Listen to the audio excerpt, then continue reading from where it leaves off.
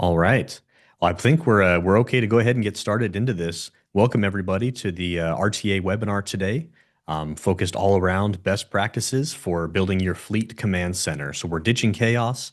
We're trying to create some of those best practices and make sure that everybody on the team in their proper role is updated and aware of what we're doing as far as a company. A couple of quick announcements as we jump in. For those who are participating, thank you so much again for being here. We are going to have a Q&A, or the Q&A option on this webinar is enabled. So please, as questions come up as you're going through, we will have time at the end to address those. Go ahead and throw it in the question. We do have some non-presenters that may be able to answer immediate questions, and any that are remaining we'll go ahead and cover at the very end. Also, in that same vein, this webinar will have a survey. And so we'll go ahead and drop that survey link into the chat. But as well, as you sign off at the end of the webinar today, you will see that survey. Please let us know, has this been beneficial to you? What kind of things you want to see in the future, and so on. As we get started here, I'll go ahead and announce my co-host, Nathan Schafer. Nathan is an experienced fleet manager with over 25 years in the fleet world. It has certifications like the CPFP and CAFM. Nathan ran a fleet of vehicles in Utah and has been a consultant, a trainer, and just an all-around subject matter expert for us here at RTA. So we're excited to have Nathan there. And then my name is Dallin Dastrup. I'm the product manager, or one of the product managers here at RTA. Spent time developing the product, testing the product, giving demonstrations on our sales team, and helping onboard and implement new customers. My role right now is taking the feedback that our customers provide and our prospects provide, and making sure they have a place in our product moving forward. As I mentioned today, we're going to be going over what chaos looks like inside of fleet operations and 6 best practices to help overcome that chaos, both digitally and just best practice in person. We understand that a system's only as good as its users, right? And users are only as good as their comfort level with that system. And so we'll be going over the command center mindset. How do I stay where I'm at as an administrator, as a command center head, and be able to be the champion of my own information? And then going over those 6 best practices for control and scalability, because we are looking for growth. We'll have some real world examples, and we'll be jumping into the Fleet 360 product today and giving some of those examples. And as I mentioned earlier, we'll end with the Q&A. So with that, I'll go ahead and turn the time over to Nathan to talk about what does chaos look like. Yeah, thanks for the great introduction, Dallin. One thing Dallin forgot to mention was the letters after his name, right? Because he just got that CAFM too. So, one of the things that we concentrate on here is trying to get certifications for everybody in fleet, and Dallin's the newest one to get that CAFM. So, congrats, Dallin. It's a lot of hard work. So, thank you, sir. It's been a ride. Yeah, it definitely is. All right, so with that, we'll jump in, right? So, if you've spent any time in fleet, I don't know that I need to explain what fleet chaos is. I think everybody's probably lived it at one point or another. But here's a few things that we'll talk about that kind of add to that fleet chaos that we can control, right? Some of those things are out of our control that create that chaos. But there's things that we can start to take control of and kind of centralize and try to eliminate some of that chaos. So think about all those paper logs, right? You got the clipboard with people filling out, fuel transactions or parts requests or whatever it might be, right? Anything paper log or forms. Paper gets lost. If it didn't get written down, it didn't happen. Well, sometimes it did get written down and then it gets lost and it still didn't happen. So, how do we centralize that or use a system to kind of overcome some of those challenges? The best one is go ask Carl, right? Those knowledge silos that somebody or whoever it is in your fleet, right? There's that person that everybody says, oh, I don't know, but Carl knows, so let's go ask him. So really getting some of that knowledge silo or institutional knowledge into SOPs or procedures or just instructional information so that everybody has access to it. Or missing or inconsistent documentation, right? So again, with the paper logs and stuff like that, you're going to be missing things get lost, filed away, and then they become missing. Or you have a fire like we did at the city and things get burned up. So you're constantly firefighting and you're doing that reactive management, right? And we always talk about in fleet, especially with maintenance, we want to be proactive and not reactive. It's how we manage better. So if we're going to do that with the fleet in the vehicles, why wouldn't we do that with some of our processes and our paperwork and things internally to make, that process that much easier? So, a lot of fleets don't have a central place for SOPs, so standard operating procedures, right, or policies, or instructions, right? You may have a certain procedure or policy that directs you to do things in a certain way, and sometimes those are not centralized or easily accessible by everybody in the fleet. So it kind of creates some of that unintentional chaos. So the result of all that, right? You leads to more downtime, frustration, poor visibility. I will even say uh, culture issues, right? People get frustrated and don't want to work there anymore. So it does really kind of build and fester and lead to a lot of other issues. All right. So talking about the command center mindset, right? We want to look at, centralized processing, real-time data. When I do training or I'm out with fleets, I talk about real-time data all the time. Especially when we're posting parts to work orders, because I always see people are like, oh, like 3 days later, I had to reopen the work order to post parts. And it's like, well, we should be doing it real time, right? So real-time data, role-based visibility. So having certain things available to the parts people so that they can see, what their procedures are, policies are when they come across certain situations. And then repeatable, scalable systems. So how do we create a baseline of things that as the operation grows or as the roles grow, that we can start adding to that and keep scaling that to kind of grow with us, right? And then we can start setting up some team-wide accountability. So, as we talk about some of the things later, we can talk about statuses and things and track, accountability by things sitting in certain statuses. So it really does lead to more accountability.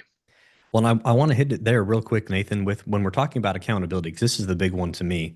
Accountability becomes a four-letter word in the wrong organization, right? Sure. Because it's now I'm being held accountable. That's usually the negative connotation. But we can Yeah. focus on that when we have that command center mindset where it's not me versus you. It's not me accusing you of something. Accountability is on both sides. So Yeah. the leadership has the accountability to provide this kind of information, provide the centralized location, make sure that it's not only there, but that it's trained on. And then it's up to that employee to understand and follow those practices and procedures, which we'll get into. But really, accountability is a shield. Yeah. It's that protector on both sides. I mean, how many times have you had that conversation of, well, did you do it? Yeah, boss, I did it. Prove it. Right. And it is on both sides. Yeah, and you hear that a lot, especially when people or organizations are instituting like GPS or camera systems. It's like, oh, Big Brother's watching, and it's like, well, no, we're just trying to hold some accountability for liability reasons, right? It's going to protect you probably more than it's going to hurt you, So kind of the same thing here. And I got some of that at the city when I started kind of self-reporting data, to my leadership. Everybody's like, well, aren't you afraid they're going to be mad at how poor the numbers are? And I was like, well, no, because if I don't start improving this stuff and they don't hold me accountable to be better, I shouldn't be here, right? Like I'm not Right. the right person for the role. So that's the mindset shift people have to take. And so glad you brought it up because it's a great point. All right, so let's talk about some of these, the 6 fleet command center best practices. All right, so best practice number 1. If you don't have an FMIS, right, we want to make sure that when you go through that um, process, whether it's putting the bids out or doing whatever you're doing, that you pick a system that matches your workflows, not the other way around. I have seen so many times where people will institute software because they're trying to fix poor practices or poor behaviors, and they think that the new software is going to solve those problems, right? So you need to make sure that the system's going to work for what your good workflows and practices are, and we're not trying to do it the other way around. Um, avoid the one size fits none software. Like, hey, we do this and it fits everybody, because not every software is going to fit every need, right? You want to look for that flexibility in the customization. You want a software that has the core basics, right? And those are set, but there's a little bit of flexibility to adjust with some of your processes, because everybody's process is going to be a little different. So it's every fleet I go to, right? They always do something a little different outside of those core basics. So this last one is great. Align with your shop, not just the admin. I do see a lot of times where like an organizational's IT department is the one that's in charge of software. So they're the ones out doing the bids, running through the demos. and they're like, yeah, this looks great. And then they buy it and institute it. And then the shop's like, well, this doesn't do half the stuff we need it to do, right? Because they didn't bring in the right stakeholders. So make sure, in fleet, we talk about this all the time with, hey, if we're going to buy a new asset, maybe we should talk to the people that are using it, right? To make sure that we spec it correctly for what they're actually going to use it for. So the same goes with software, right? Pick a system that matches workflows the shop wants to use, uh, and make sure that the end users have a good perspective of what it's going to do for them. And I would take it that next step to not only pick a system if that's the situation you're in, but embrace a system that Yep. does everything you need to do. You may have that system, or you may be working toward that system with the tools and options available. But if you don't know what you don't know, then you Yeah. may have exactly what you need right in front of you. You haven't done the groundwork yet. And so it doesn't always mean go buy something new. It absolutely can mean use what you're using now properly. Yeah. Yeah. And I would say training goes with that, right? Because softwares evolve. New things come out all the time, especially with the technology age we're in.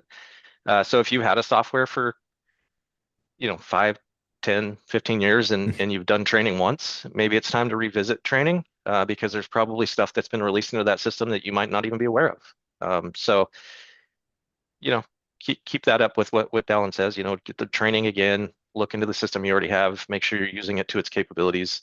And if it's not fit, it's not a good fit, it's not a good fit. Like, Now go pick a new one. yeah, now go pick a new one and align with those things. So, okay. So best practices in action, right? So data management's huge in the fleet world, especially today where all this data is coming at us from all these different directions. So what do we use that for? Well, we don't just want to use our FMIS as a digital filing cabinet, right? We don't want to just put the data in and never look at it. So what are the things that we do with the data, or what can we do with the data that we're putting in to make sure that we're leveraging that FMIS? So good data management, right? We can measure performance. So we can look at KPIs and see where we are, the baseline, and how we're either improving or maybe we're falling down and what's causing that. Uh, Assess competitiveness, right? See how our technicians are doing with their, repair times, and are they, meeting some of those goals. We can identify trends. I love when everybody gets hyped up about AI, you know, uh, predictive maintenance, and it's like, well, if you were running reporting and things on your shop, you could have been doing that already, right? We just didn't have AI doing it super fast for you. Uh, so you can identify trends pretty easily if you're running reports consistently. Establish a culture of continuous improvement. And this is something I always strive to do when I was working in a fleet. There's always something to work on. There's always something you can be better at. Once you get this KPI kind of firing on all cylinders, like start working down the line to improve all the others, right? So it's continuous improvement. Making informed decisions. So, the old age of like, hey, I went to city council and I presented we needed 10 new cars and they asked me why, and I just said, well, because we do. That doesn't work anymore, right? So you've got to have the data to back up the decisions you're making, or at least you should have that data. And hopefully those people are asking for it. So if you're in this cycle of like, hey, we keep asking for stuff from our leadership and we never get anywhere with it, maybe look at what data you're presenting, and maybe you need to build that a little bit. And then creating a database of usable stats, right? So starting to look at those KPIs, um, benchmarks, where you're at, where are we going, set some goals, start working towards progress. I will say I worked at the city for a little over 6 years, and man, there was still a ton of work to do. We improved a lot of things and we changed a lot of processes, but there was still so much to do. So don't expect this stuff to happen overnight or even in the first year or two. Like, it's just going to take time of consistent, continuous improvement to get through this stuff. All right, best practice number 2. So choosing an FMIS your team will want to use, not just tolerate. So I think this goes a little bit back to what you were saying earlier, Dallin, with wanting to embrace it, right? Having something that's, easy to use, mobile friendly, right? A lot of our fleets are out doing mobile work, road calls, things like that. We want the technician buy-in. Your technicians are probably going to be the most, you know, those people are going to be the ones that are using it most often and all day long. So we definitely want their buy-in, and we want them to be comfortable with it. We want it to be intuitive, for forms and data capture and somewhat easy to use. But then we also want to have additional resources for added help, learning. We have some built-in uh, resource stuff within our product that is awesome, right? It's like Mhm. some of that self-help section that really, 98% of the questions I think can be answered there, if not all. So, really making sure that the team wants to use the product, right? And there's resources in the product that they know that they can rely on, and that it's just intuitive and easy to use. So this is definitely a great best practice. All right, number three. So we're getting into some of this stuff now that, Dallin's going to be able to show you guys some great examples. But so we talk about digitizing your most critical paper requests, right? We talked about this kind of at the beginning in the agenda of like, hey, you have all this paper, these forms, stuff gets lost, we can't track things. So, digitizing this stuff and putting it into, the software really helps us keep track of it. So we get rid of that paper. We're not losing forms, right? We're hopefully eliminating some of the delays with paper forms. It's like, hey, I put it on your desk a week ago, and it's like, oh yeah, here it is, buried under 10 other piles of paperwork, right? Folded I up with a found it. grease smudge on it. Yep. Yeah, sure. Yeah, or that, right? Like technicians turn in paperwork and it's like grease prints on it. And I'll just be honest, not all technicians have the best handwriting. So sometimes it's like trying to decipher hieroglyphics, right? It's like, not sure what this says, but we'll work through it. So, digitizing some of that stuff will make some of that stuff a little bit easier, hopefully easier to read, easier to track, right? Because we're going to dump it into a centralized location. Um, if you got fuel card requests coming from outside of the fleet, maybe they're trying to purchase something and they want your approval.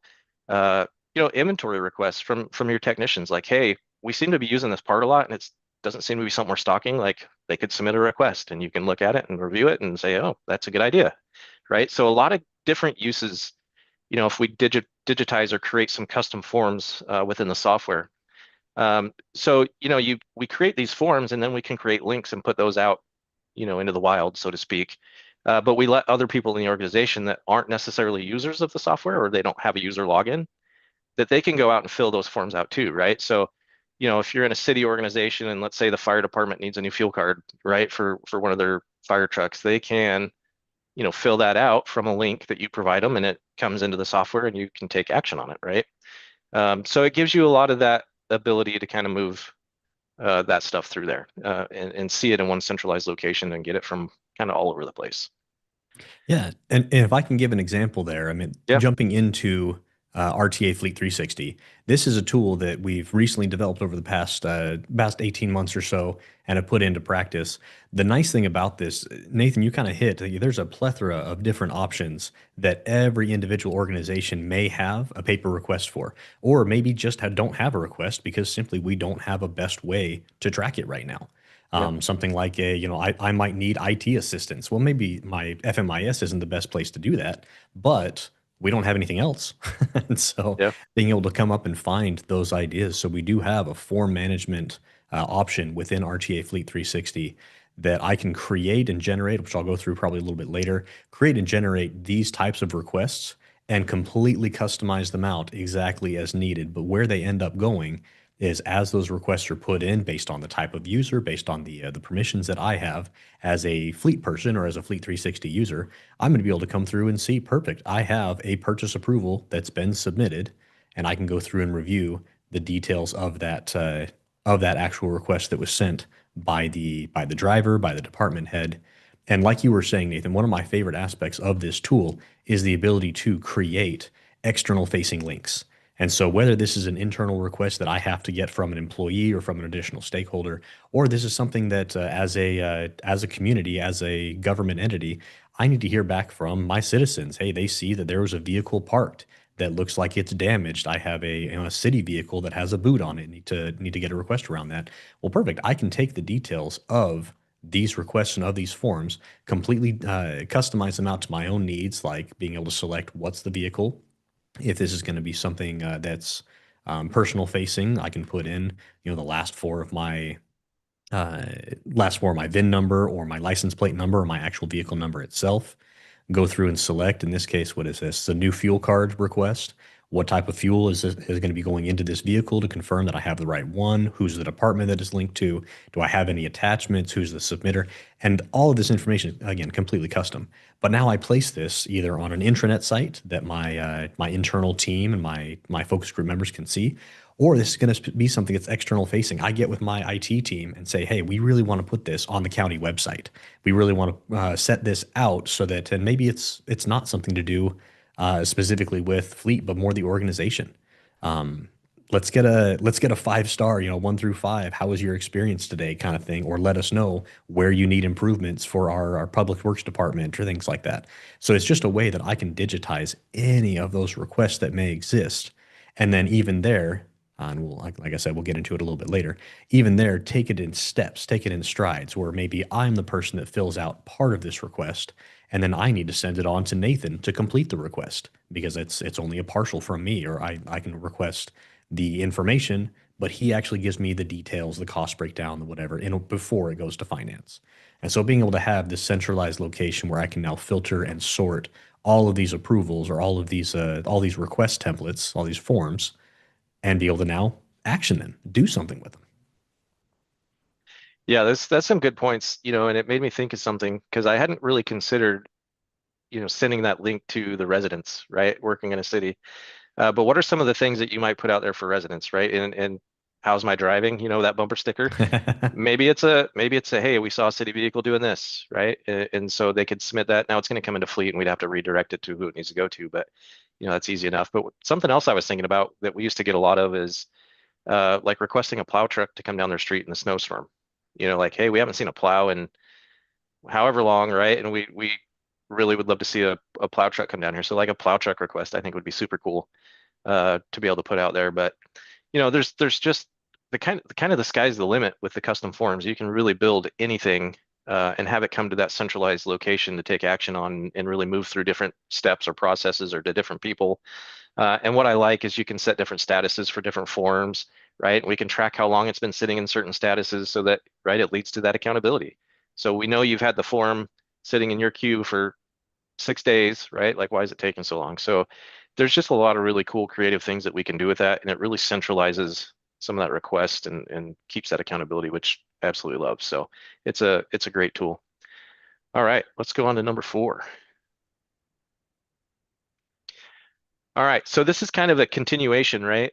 But we have the ability as we create these forms and we start putting stuff together to um, make sure that we can require certain fields. So if it is a request from, a citizen or somebody not in the fleet, we can say, hey, we really need to know the vehicle or license plate number, something. We can make that required so that they can't complete the form without it. So, it kind of gets away from well, I just saw a white truck drive by. I thought it was a city logo, right? Like we're actually asking for required information before we do something about it. So, um, we can set each and every field can be required or not. We can create areas to add photos or e-signatures. So as it goes through an approval step process, we're capturing signatures of people that are doing those approvals. We can set role-specific fields, which is super cool. So we can say, hey, this section of the form or the request can be filled out by the driver, but then this approval section has to be filled out by supervisor, manager, something like that. We can lock those different sections by role or permission, so that we're not filling out the incorrect areas. And then again, we can track those statuses of the form lifecycle. So, hey, it was submitted. We know that it's submitted. It's a new one. We need to take action on it somewhere. And whatever that status might be, hey, received, waiting on vendor, like if it's a fuel card request, like, hey, submitted to the vendor, waiting on the vendor, to get us the fuel card, whatever it might be. So there's a lot of really cool flexibility here.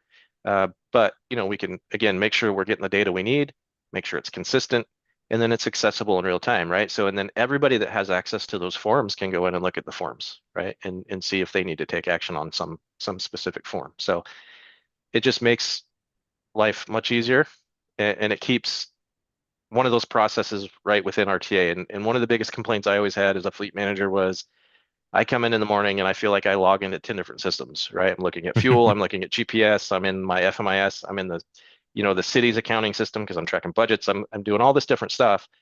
And I really just want one place that I can log in and start seeing all this stuff, right? And that's kind of what we're doing with forms. It's like, hey, we're taking all that paper, or some of that request stuff out of a different system, and we're creating a way for you to do it all within your FMIS, so you have one place to log in, which eliminates some of that chaos, which is great.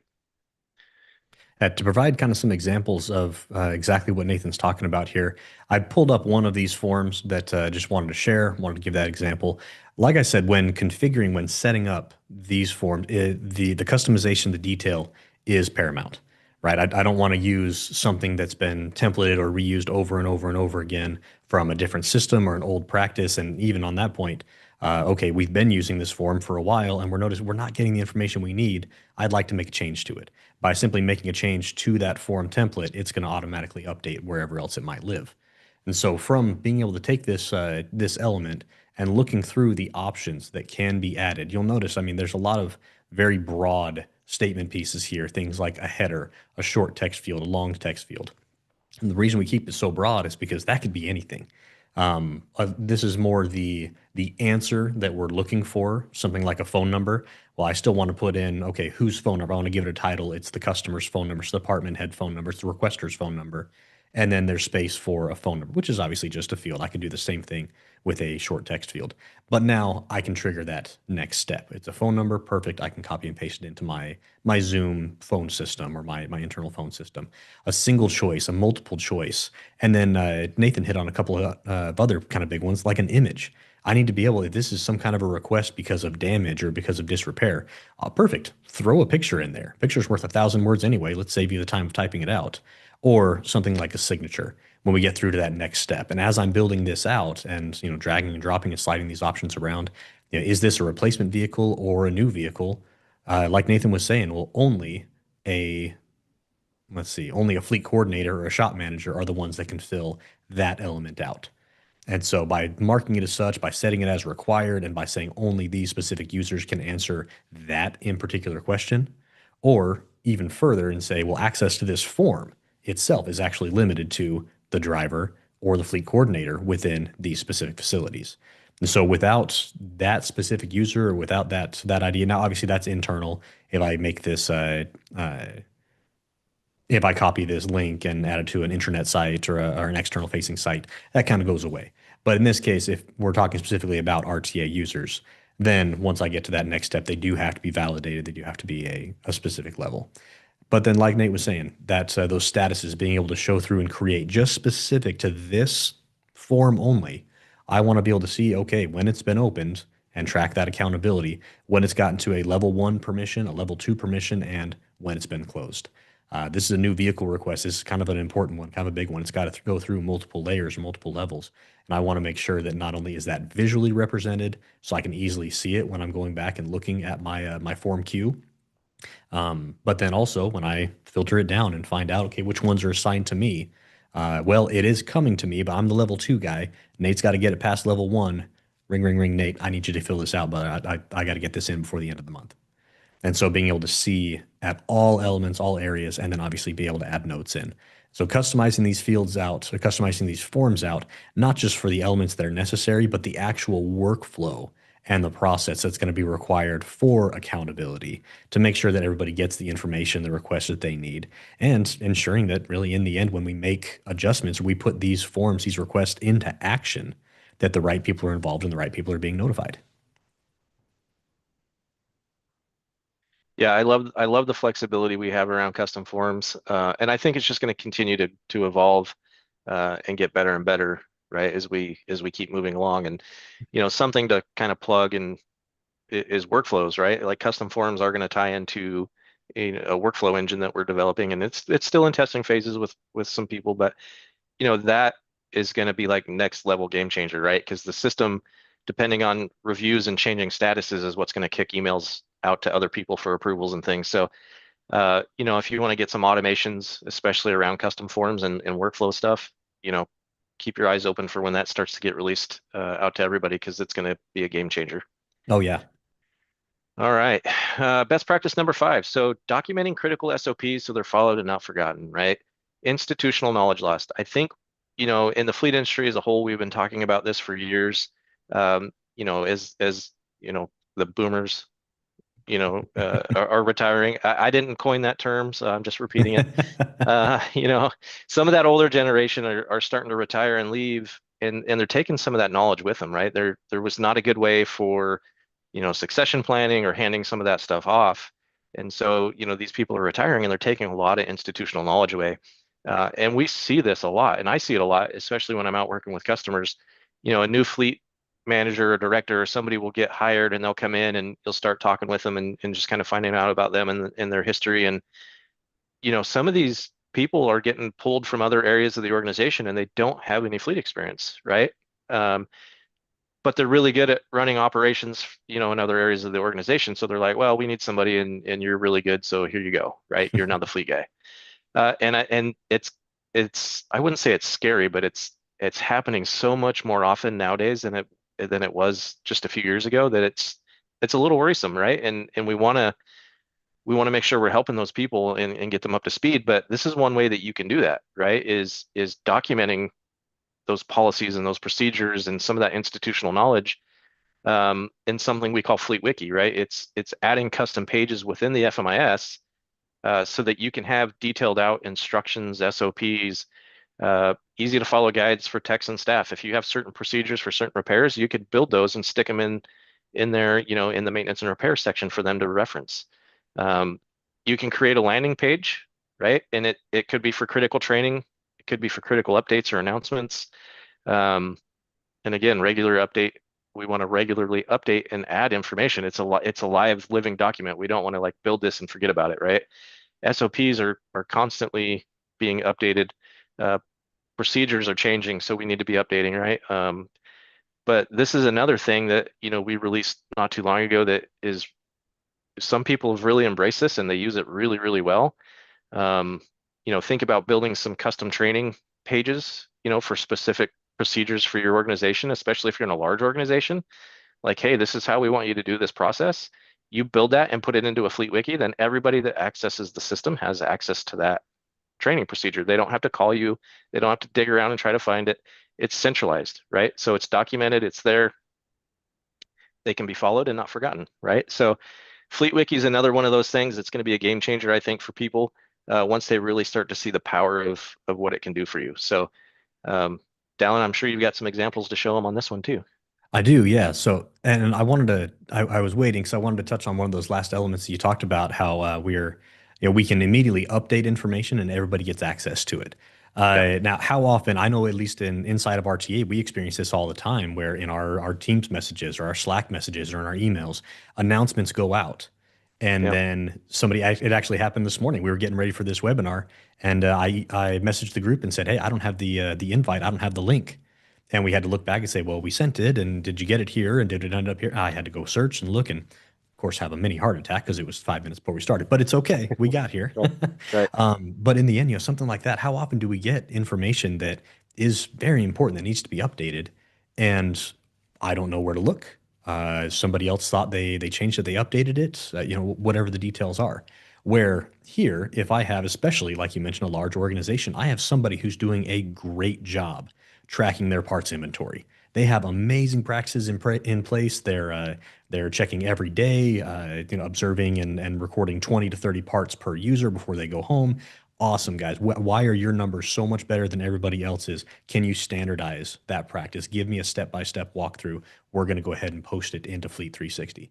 And so being able to have something like I have created here under my home option, a custom homepage, and everybody that jumps into my system, or everybody that comes in here, this is now their landing screen where I'm going to want to be able to go through and update and basically create almost like a resource page or a web page. And there's no limit to what I can, how much information I can have on each of these individual screens. And I might create sub pages under my custom homepage. And these are going to be my custom technician homepage and my custom parts manager homepage. These are going to be here's the requirements of how to organize and operate for your day. So being able to get important information, creating checklists, creating out charts, and then obviously being able to hyperlink and detail out additional attachments, because this may be the landing site for all the information I need to share, but it's going to be actually another site, another software, another login, or even just something like this. I have an Excel doc that I've built out and created That's going to be my checklist. Have you gone through and done these things when performing our biweekly inventory? So I create a custom homepage. These can be set all throughout the program. So I might have one in, there we go. I have like a parts management. I actually went through the other day talking about updating and creating best practices using modern technology. I had somebody ask me, "Hey, what are the best fleets out there doing when it comes to part management to run an inventory?" Exactly what you just mentioned, Nathan. Somebody who was a great manager in another area was brought over to run parts because they said our parts store is a mess, which I'm sure you've never heard before. And I've maybe seen a few. maybe one or two, right? Yeah. As our part store is in disarray. We need to get better about inventory. You're a great manager on your team right now. I understand you don't know anything about fleet parts, but come use those organizational skills and bring it over here. Well, perfect. I did the same thing. Basically, what I told him to do: jump into Chat GPT and say, give me a step by step of what exactly are the best public managers or public parts managers doing to record their best inventory practices. And I built that out as a doc that I could print out and share to whoever I needed to, and got those roles specifically identified, the schedule, the step-by-step process. And now this isn't just something that, oh, hey, don't we need to do inventory sometime? When was the last time we did it? You know, we're dropping questions. Yep. We're able to just jump directly into answers. And these types of wiki pages, like I said, they're completely editable. Jump through and make the throw in the hyperlinks, the attachments, the checklists, the graphs, whatever I might need to standardize. And those are all based on permission. I might be a manager that sets this up, and I need my technicians, I need my parts guys, I need my office intel to go through and read it and have access to it. But again, there's that other aspect that we talked about in the very, very beginning of great, the system's awesome, lovely. Can I get the involvement? Can I get the buy-in from that end user? Do they know where their resources are? Do they know what those resources contain? Perfect. So it's not just putting it down. We do have to take those next steps and make sure that it's communicated out properly. Yeah, these are great tools. We've got several customers that use it really, really well, and really detail out exactly what you're saying, procedures. Um, the landing page, I've seen that used really well too for, company-wide announcements, updates, changes to different maybe inspections that they've got posted in there. So it's a really good tool. You really can leverage that to share that information. I know, years ago we had somebody ask about, well, it'd be really cool if we had somewhere we could dump our procedures for these repairs, you know, and I'm like, man, if FleetWiki had only been around, a few years ago when they were asking those questions. So really think about that, some of that, you may have special procedures for repairs that you guys follow, because sometimes we find things that the manufacturer puts out there need to change a little, or we can make a little easier. So you could document that, right, and throw that stuff into one of those and really get it out to your techs across the whole organization, right? If you've got multiple shops across the country or across the state, this is a great way to share that across, that whole organization very quickly. Yeah. Well, like you said, as updates are needed, I Yeah, have a custom homepage created for those specific users and have them earmark it or favorite that because it's a web browser. yeah, Have them earmark it so when they click into Fleet 360, that's the page they land on. And if Nathan, you need to make sure that update's there. We're gonna make it big letters. We're gonna make it red. We're gonna make it bold, and it's gonna be the first thing they see yeah, when they log into their program. And so, yeah, it's hard to deny the accountability there yeah. when we have the right tools and we use them properly. Yeah, and even think about some of those annual trainings that always come through, right? Whether it's, online security training or the HR stuff with, sexual harassment and all those things that you typically get in an organization on a yearly basis. If that's coming up, hey, throw it out there, put the links to the training that they can complete, and it's all in one place, right? They don't have to, hey, did you get the email from HR about the training? Oh, what email, right? It's like, hey, you logged into Fleet 360 today. There was your announcement. There was a link to your training. Why isn't it done, right? So think about using it in some of that ways too. It's not always just around the fleet. It could be, right? But it could be to help with some of that other stuff too. All right. So, again, best practice number 6, we're going to create that shared visibility across departments to avoid the knowledge silos. And again, we've talked about this a bunch. You get your techs, drivers, ops, everybody on kind of that same page, always accessible info, and it's updated in one place. And then we can include links, right? Like I just mentioned, hey, if HR's got a training that you have to watch, dump the link in there and put it in with your announcements so that every morning when those techs log in, they're seeing it, right? And they're like, oh, I got to do that. And then they forget. And then the next day, oh yeah, I got to do that. They're going to get tired of seeing it and they're going to eventually do it, hopefully. Um, Hopefully. yeah, so it's a great resource again, just to dump that stuff in there and continually update, get those announcements out again for the whole organization, right? It doesn't need to just be our shop or this location. It's going to be the whole organization. Everybody that's logging in and using the system will get those updates in that landing page. So it really does make everything quite a bit easier to share information. Well, and even combining, I mean, the two tools that we've talked about today are those forms and the Fleet Wiki. We know Yep. we can create a link to the form and put it out on an internet site or put it out on a website.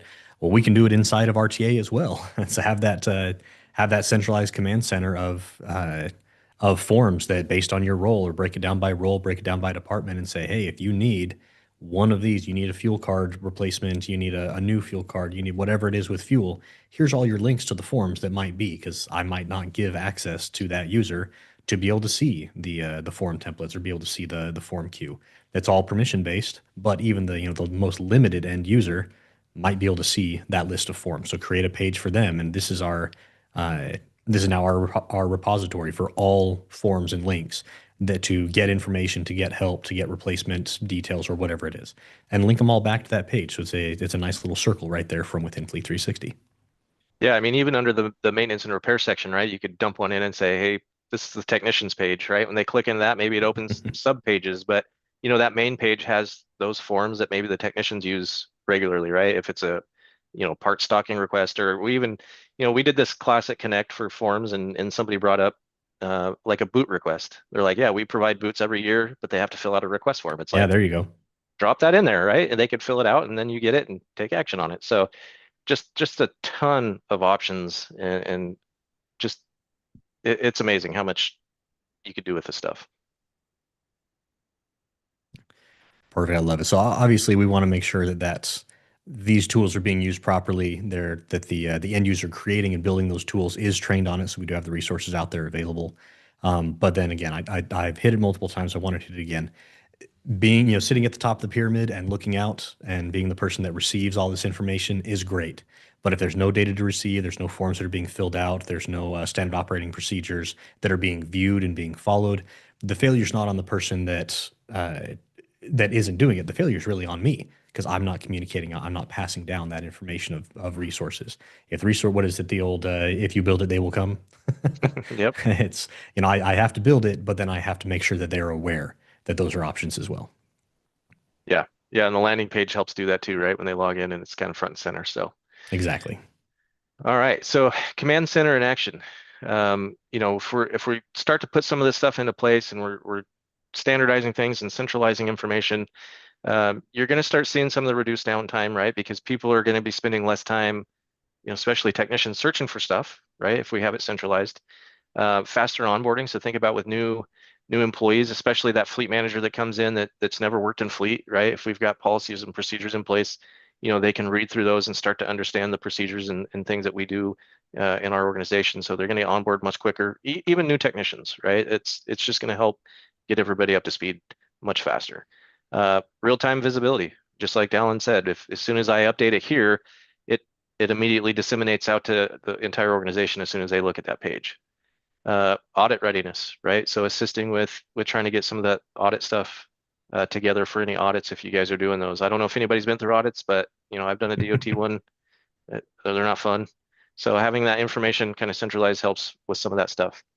And team-wide accountability, right? Holding and setting some of those statuses, being able to track who the holdup is with approvals, kind of leads to that accountability and going to the technician and say, hey, did you turn in the form? And they go, yeah. And then you go back to the system, and you're like, oh, yeah, they did. And it's been sitting on the supervisor's queue, so to speak, for 3 or 4 days. So yeah, it really helps, kind of see the bottlenecks and move stuff through the process with that accountability. So again, the tools are just enablers. Your system is the solution. And then obviously making it available and everybody aware of those tools will help make that solution even better. All right. Well, we're about to start wrapping up here as far as the information. I want to throw a huge thank you out to Nathan as our subject matter expert. His experience has really helped us a lot here, not only at RTA but obviously with our customers as well. For experiences and for those who are looking to improve, to increase, to become better, because that's what we're all trying to do, right? We all want to be trending up. The Fleet Success Playbook is available. We'll leave this on screen for just a second for those that don't yet have a free copy and want to scan that QR code. It's our guide to building a safe, reliable, and efficient fleet that provides exceptional service. This is all based on firsthand experience from the authors, interactions with our customers here at RTA, as well as with fleet managers who have been there and done that, whether they use RTA, whether they use Fleet 360, whether they use a different program, or the old school guys that were in paper and pen. Want to make sure that that knowledge is being passed down. So please feel free to grab yourself a free copy.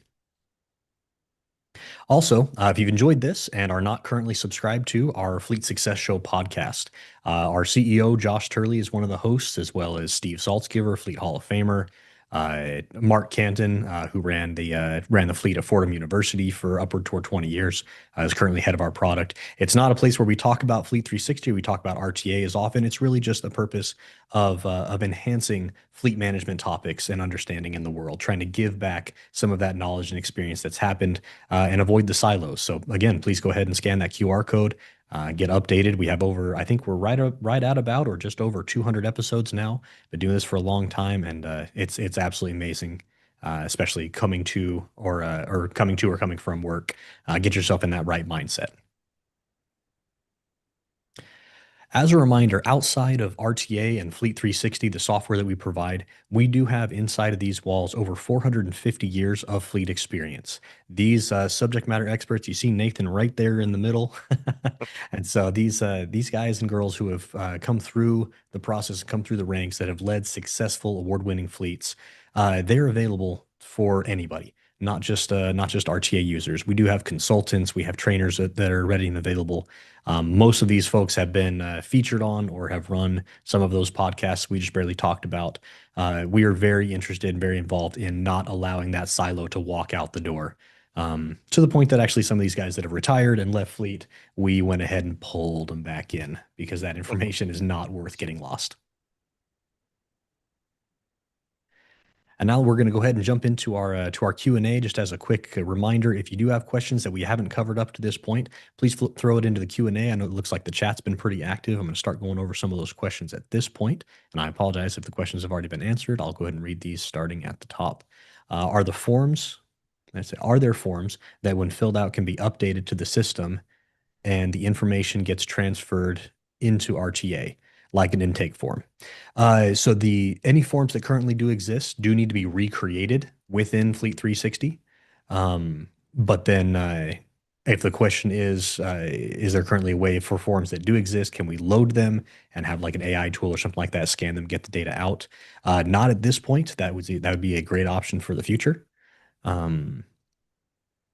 Yeah, right now the mechanic would either have to fill it out manually and then somebody have to enter it into RTA, or take advantage of that best practice of technology, and that would be one that we convert the paper form into a digital form and make that available for the mechanic. Next question: can any user complete a form if they have the form URL, or can only users in Fleet 360 complete forms? I think I kind of shared this one, but yeah, if I create the URL, it's still going to look at permission based if I do set that line up or I set that item up as a required field or a permission based field. If it's just somebody that's out there that doesn't require a login to RTA, they will not be able to fill out that field because there's no what's where I'm looking. There's no accountability to it as far as the actual answering itself. You'd be able to fill out the rest. And for those who are going to be setting up those forms, I would just recommend just don't make those fields required. So that way the person who's not allowed to fill out that section can go ahead and submit. The person who's required based on permissions to fill out that area is going to be able to do that at the next level.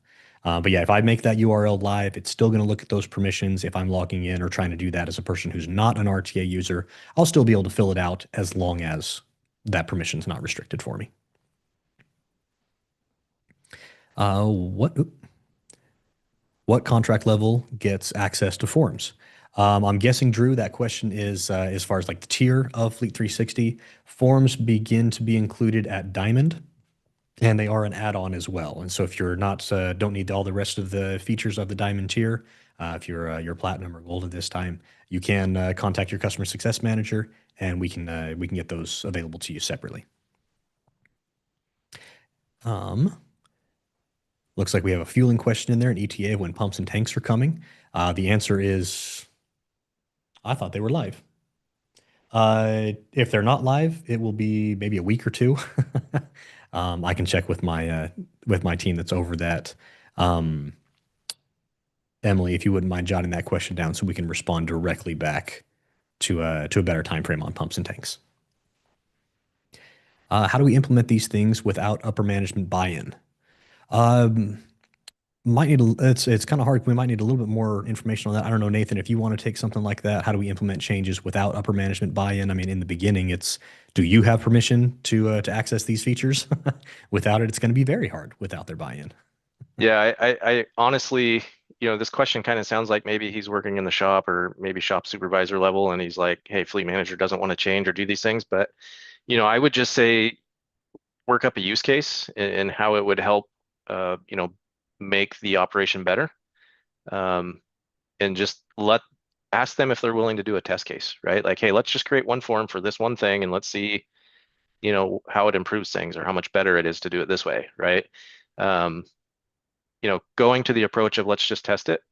Let's start small and not like, hey, let's change everything all at once is probably the easiest way to kind of get some of that buy-in. And just to follow up kind of with the one question below that is, how do you avoid this status quo of we've always done it that way? And I would say it's the same way. Like, let's just test this and see if it changes and makes it better or not. You do see that we've always done it this way a lot in fleet, especially if those supervisors or managers have been in those roles for many, many years because they have their process and they don't want to change. And so sometimes it's tough. You just got to keep at it. I would just say, hey, let's just try this test case and see what everybody thinks, and see if they're open to that. That's the best advice I can try to give you at this point without knowing a little bit more. Yeah, I do remember. I don't know if you were here when we had this, Nathan, but a couple of years ago when we were our RTA gets a lot of attention, a lot of focus as an organization for our company culture. Yeah. Something that our CEO Josh has put a lot of time and a lot of effort, blood, sweat, and tears into. And I remember when we were first kind of identifying what that culture was going to look like. One of those questions that came up was exactly this: with how often or when do we accept the answer? So there's a bit of a change of mindset. When do we accept the answer of that's the way we've always done it? Yeah. Both internally and from our customers. Like, hey, I need this feature, I need this report, I need this filter. Well, why? Like, well, because that's how we've always done it. And so he created kind of this whole area around always ask why, because that's the way we've always done it isn't enough. Yeah. And so going into it with that mindset and changing around that mentality just a little bit, it's something that's it's a little bit out there. It's not a specific checklist item of things that to be done, but having that mindset of are we doing this because it's the best practice or because it's the way we've always done it? Are we going to continue down this path because it's helping us succeed, it's helping us improve, or am I simply just checking a box because so and so asked for it? And not only for me doing that, but pass that down the line as well. Allow yourself that leadership mentality of when someone asks you for something, a report or a test case or something like that, be willing to ask. Okay, I can do that, but why? And bring them up. And by doing that, both looking up and looking down, you start to generate that mindset of in the entire organization, not just yourself. Yeah, and usually that response comes from a place of because that's how I like it and I don't want to change. Not because it's the way it works best. It's just Mhm. because that's the way I like to do it, I like it. honestly. Yeah. Yeah, it really is. And it's an answer I used to hate that I would get when I would start asking, well, why do we do this process? Like, why don't we try this process? Well, we've always done it that way. Okay, That's the but way I why? like it. Yep. Yeah, and that's usually the root cause is because that specific person that does that process likes it that way. So sometimes it's a tough shell to crack, for sure. And then the last question we have on here, does RTA have the ability for drivers to fill out a DVIR and it goes straight to the fleet coordinator? Excited? Yes. So we do have both an internal tool called RTA Inspect, where drivers can go around. It's a mobile device or a mobile tool that drivers can go around and perform their pre-trip, post-trip inspections, submit for repair requests, things like that. And they automatically pull into to RTA. The other side of it is we do integrate with nearly every DVIR or telematics group, at least for sure the popular ones. And there's questions about that, you can always reach out to our support team, or if you have if current RTA customer, reach out to your customer success manager, and we can find out, do we work with X? But yeah, that's the way that it works. Is with drivers fill that out, as long as the integration is configured, it lands here inside of Fleet 360, and I have a queue, just like we were looking at the forms request queue. I can see the vehicle, the issue that was submitted, who submitted it, when it came in, and then I can even get a notification pop up to my mobile app and let me know, hey, a new driver report has been submitted. So done multiple ways through multiple different routes. In the end, exactly like with these tools, we're just trying to break down those issues and those areas of communication walls and make sure that everybody knows what's going on. All right. Well, it looks like we're at the end of those questions that have come in. Again, greatly appreciate those who have taken the time and stuck with us through the entire webinar. Please be on the lookout for that survey that's going to pop up as we close out here. Let us know how this was helpful to you, or if there's anything in the future that you'd really like to see, learn, and understand more about RTA, Fleet 360, or our internal purposes. And then also be on the lookout for a follow-up email that should be coming out with the recording details of this webinar, as well as information on the next one that we do. Appreciate you again. Again, I'm Dallin Dastrup. Nathan Schafer is my counterpart, my co-host on this. We'll go ahead and throw our information up at the end for the last few seconds. And thank you so much.